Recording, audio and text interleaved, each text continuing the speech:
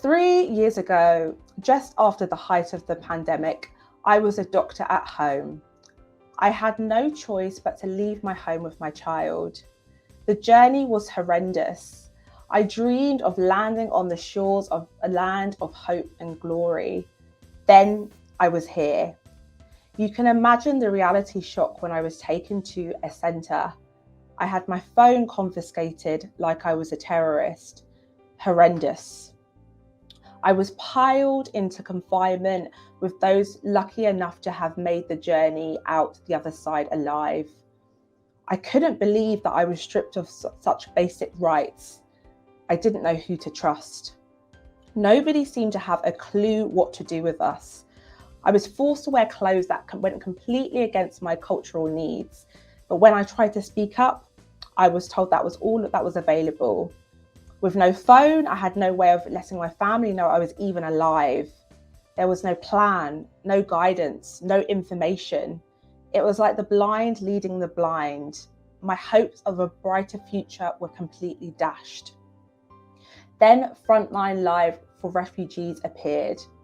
Frontline, working with all sorts of national charities, started to make things that bit better. I was offered a personal advisor who could actually help me get what I needed by simply posting it on the app.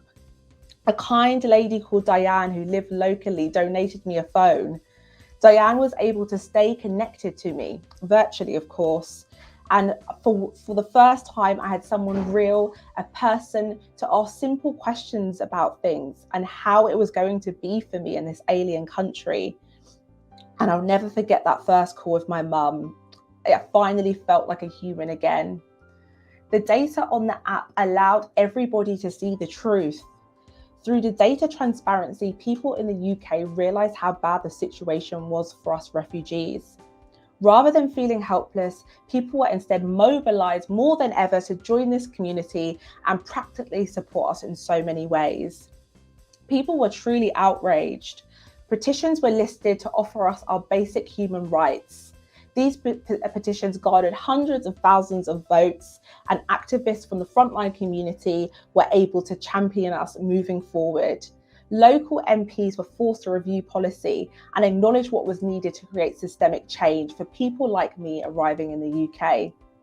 Personally, for me, the in-app communication of Frontline Live reminded me to remember the power of kindness. I stayed in touch with Diane through the Frontline app in those long months, and eventually she had a spare room to offer me and host for me and my son. After a month, I was finally able to be back on my feet, and I started to believe that I could actually build a life here.